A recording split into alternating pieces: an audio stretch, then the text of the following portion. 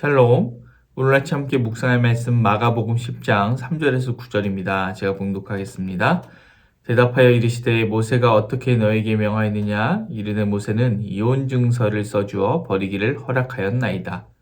예수께서 그들에게 이르시되 너희 마음이 완악함으로 말미암아 이 명령을 기록하였거니와 창조 때로부터 사람을 남자와 여자로 지으셨으니 이러므로 사람이 그 부모를 떠나서 그들이 한 몸이 될지니라. 이러한즉 이제 둘이 아니여 한 몸이니 그러므로 하나님이 짝지어 주신 것을 사람이 나누지 못할지니라 하시더라.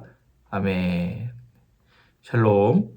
어제는 하나가 되기 위하여 떠남에 대해서 나눴습니다. 아브라함이 고향 친척 아버지의 집을 떠났듯이, 또 로마 교회가 음란한 세대를 본받지 않고 그 세대에서 떠났듯이, 또 각자가 부모를 떠나 본래의 가풍이 아니라 함께 신앙의 가풍을 새롭게 세워나가야 함에 대해서 우리가 나눴지요. 오늘은 둘로 나뉘지 않고 하나가 되기 위하여 어떻게 해야 할지 또 나눠보길 소망합니다. 오늘 말씀과 거의 유사한 말씀 에베소서에서 등장합니다. 에베소서 5장 31절에서 33절 읽어보겠습니다. 그러므로 사람이 부모를 떠나 그의 아내와 합하여 그 둘이 한 육체가 될지니 이 비밀이 크도다. 나는 그리스도와 교회에 대하여 말하노라. 그러나 너희도 각각 자기 아내 사랑하기를 자신같이 하고 아내도 자기 남편을 존경하라. 아멘. 아내 사랑하기를 자신과 같이 사랑하라고 했습니다. 이런 방식의 사랑 또 어디에서 우리가 배울 수 있죠? 마가복음 12장 31절입니다. 둘째는 이것이니 내 이웃을 내 자신과 같이 사랑하라 하신 것이라. 이보다 더 큰 계명이 없느니라. 네. 이것이 무엇이죠? 십계명의 요약이죠. 십계명의 앞부분은 하나님을 사랑하는 것이고 뒷부분은 내 이웃을 내 자신과 같이 사랑하라입니다. 이보다 더 큰 계명이 없다 했습니다. 그런데 우리가 흔히 이웃을 사랑하라고 할 때 이 가족의 범위를 넘어선 사람부터 생각하는 경우가 흔합니다. 우리 학생들은 우리 교회에서 교우들을 떠올리거나 같은 아파트나 빌라, 동네에 사는 사람들을 떠올리고요. 학생들은 학교나 학원에서 만나는 사람들을 떠올리게 됩니다. 또 어른들은 직장이나 사업장에서 만나는 사람들을 떠올리게 되죠. 그러나 가장 가까운 이웃은 바로 가족입니다.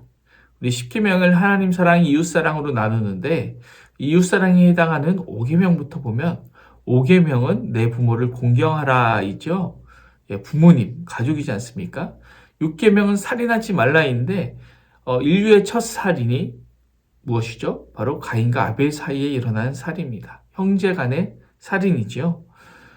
7계명은 간음하지 않는 것, 즉 부부로서의 사랑과 질서를 지키는 것입니다. 그러니까 첫 5, 6, 7계명이 가족 범위 안에서의 이웃사랑의 계명이고 8계명 이후부터가 가족 범위를 벗어난 이웃에게까지 확대되는 것이라고 볼 수 있습니다.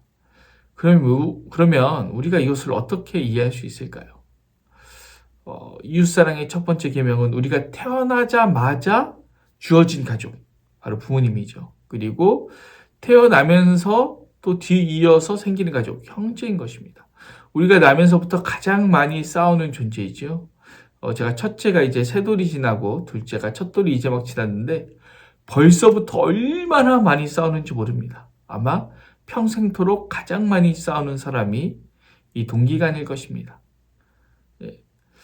그렇다면 이것이 이 이웃사랑의 문제가 가족이 제일 중요한 것이구나. 가족을 제일 먼저 생각해야 되는구나.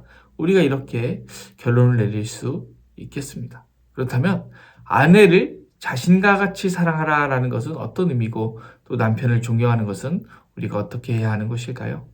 이 당시에 이 여자는 남자보다 하등한 존재로 여겼습니다.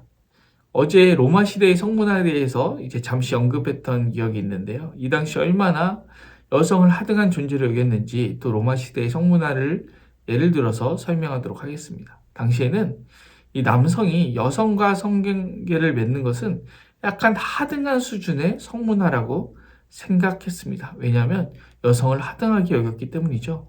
그렇다면 이때 당시에는 가장 높은 수준의 성문화를 무엇이라고 생각했을까요? 성인 남성이 미소년 남성, 미소년과 성관계를 갖는 것을 더 가치 있고 우월하고 품격 있는 성관계라고 생각했습니다. 왜냐하면 남성이 여성보다 우월하고 그중에 미소년이 가장 아름답다고 생각했기 때문입니다. 여러분 굉장히 충격적이지 않으십니까? 그런데 그게 그 당시의 문화였습니다. 그러니 여성을 얼마나 하등하게 여겼겠습니까? 아내와 사랑을 하는 것보다 미소년과 사랑하는 것을 더 가치 있게 여길 정도로 이 여성을 하등하게 여긴 것이죠. 그런데 성경은 무엇이라고 기록합니까? 아내 사랑하기를 자신과 같이 하라고 분명하게 기록하고 있습니다. 자신과 같은 수준으로 존중하라는 의미입니다. 그리고 아내도 자기 남편을 존경하라고 하는 것이죠. 당시는 이 명예와 수치가 가장 중요한 문화적 가치, 문화적 코드였습니다. 명예를 목숨보다 귀하게 여겼고 수치를 당하느니 목숨을 끊는 것이 낫다고 여겼습니다. 명예를 위해서든 얼마든지 목숨을 바칠 수 있고 수치를 당하느니 목숨을 끊는 것이 당연한 것이죠.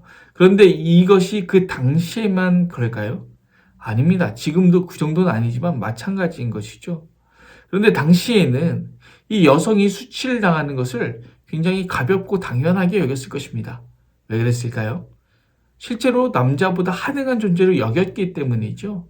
모멸감이나 수치감을 느낄 만한 말이나 행동을 함부로 했을 것입니다. 그런데 성경은 그렇게 하지 말고 자기 자신과 같이 대하라고 합니다. 또 남편을 존경하라고 합니다. 지금 이 시대에도 모멸감을 느끼는 것을 좋아하는 사람은 아무도 없습니다. 끼니를 제대로 먹지 못하는 노숙인이라고 할지라도 무료 배식소에서 모멸감을 주면 굶을지언정 그곳에 가서 절대 밥을 먹지 않습니다. 직장에서도 이 사람들을 법적으로 해고하지 못할 때 최종적으로 사용하는 수단이 무엇입니까? 모멸감을 줘서 스스로 나가게 하는 것이죠. 모멸감을 주면은 버틸 수 있는 사람이 없는 것입니다. 미국의 상담 심리사들이 부부 상담을 할 때 이 부부 간에 이제 상담 세션을 하면 3분 안에 이 부부가 6년 안에 이혼을 하는지 안 하는지 90% 이상의 확률로 알아낼 수 있다고 합니다. 어떻게 알아낼 수 있을까요? 먼저 어떻게 오게 됐는지 이 상담사가 듣겠죠. 그러면 이 대화에서 3분 안에 부부 중 한 명이 상대방에게 모멸감을 들게 하는 언어를 사용하면 90%의 확률로 6년 안에 이혼한다고 합니다. 정말 놀라운 수치 아닙니까? 이것이 그 정도로 정확한 방법인 것이죠. 관계를 파괴할 수 있는 가장 확실한 방법은 상대방에게 모멸감과 수치감을 느끼게 하는 언어를 사용하는 것입니다. 오늘 우리의 언어를 점검했으면 좋겠습니다. 가장 가까운 이웃인 우리 가족 사이에 우리가 혹시 모멸감과 수치심을 주는 언어를 사용하고 있지는 않습니까? 사실 살인 중에 가장 많이 일어나는 살인이 존속살인이라고 합니다. 가족 안에 일어나는 살인이죠. 이런 것이 왜 일어날까요? 가족 안에서 수치감과 모멸감을 주는 언어를 사용하기 때문입니다. 그러면 관계는 당연히 깨어지는 것이죠. 우리 아까 읽었던 에베소서 5장 32절의 말씀도 읽어보겠습니다. 이 비밀이 크도다. 나는 그리스도와 교회에 대하여 말하노라. 부부관계에 대해서 말한 다음에 즉시 그리스도와 교회에 대하여 말한다 합니다. 이 부부관계가 그리스도와 교회 관계에 유비되어 있는 것이죠. 교회에서도 마찬가지입니다. 우리 교회 공동체를 깨고 싶으면 가장 확실한 방법이 있습니다. 무엇이죠? 모멸감과 수치심을 주면 됩니다. 반대로 이 관계를 깨지 않고 하나 되게 하려면 어떻게 하면 될까요? 존중해주고 존경해주면 됩니다. 빌립보서 2장 1절에서 3절 읽어보겠습니다. 그러므로 그리스도 안에 무슨 권면이나 사랑의 무슨 위로나 성령의 무슨 교제나 국률이나 자비가 있거든 마음을 같이하여 같은 사랑을 가지고 뜻을 합하며 한 마음을 품어 아무 일에든지 다툼이나 허영으로 하지 말고 오직 겸손한 마음으로 각각 자기보다 남을 낮게 여기고. 이것이 교회에서도 가정에서도 동일하게 적용되는 하나님의 말씀인 줄로 믿습니다. 그리스도 안에 무슨 겉면이나 사랑이나 무슨 위로나 성령의 무슨 교제나 긍휼이나 자비가 있거든 오직 겸손한 마음으로 각각 자기보다 남을 더 귀히 여기는 것입니다. 우리가 서로 상대방을 존중하여 공동체를 깨뜨리지 않고 아름답게 세워나갔으면 좋겠습니다. 그 누구도 나보다 열등한 존재가 아닙니다. 하나님의 형상으로 지음받은 귀한 영혼이고 그리스도께서 생명 주고 사신 영혼입니다. 우리가 서로가 서로를 귀히 여기고 아름답게 사랑하는 우리 모두 되었으면 좋겠습니다. 기도하겠습니다. 사랑하신 하나님 아버지, 그렇습니다. 우리 모두가 얼마나 소중한 존재인지 모릅니다. 하나님의 형상으로 지음받았고 그리스도께서 자신의 생명으로 사셨습니다. 그런데 우리는 서로를 얼마나 열등하게 여기고 상처 주고 모멸감을 주고 수치감을 주는지 모릅니다. 그러면 그 공동체는 반드시 깨어지게 되어 있습니다. 하나님, 우리가 공동체를 깨는 사람이 아니라 공동체를 세우는 사람으로 우리가 쓰임받을 수 있도록 우리에게 정말 귀한 마음, 상대방을 귀히 여기는 마음을 허락하여 주시옵소서. 감사를 드리며 예수님의 이름으로 기도드립니다. 아멘. 오늘 도구 기도는 우리 교구와 섬김이들을 위해서 기도하겠습니다. 우리 1, 2, 3, 4 교구 식구들을 위해서, 그리고 교구장, 또 교구 총무, 선임권사님들을 위해서 기도하겠습니다. 이어서 기도하실 때 우리 교회를 위해서 기도합니다. 담임 목사님 건강을 위하여서, 또 사역의 정상을 위해서, 또 섬기는 분들을 위해서, 타지에 있는 우리 자녀들을 위해서, 그리고 아픔 가운데 있는 성도들을 위하여 기도합니다. 또 기도하실 때 우리 전쟁의 소식이 있는데 세계 평화를 위해서, 열방 선교를 위해서, 한국 교회를 위해서, 또 나라와 민족을 위해서 기도하겠습니다. 그리고 우리 각자의 기도 제목을 가지고 기도합니다.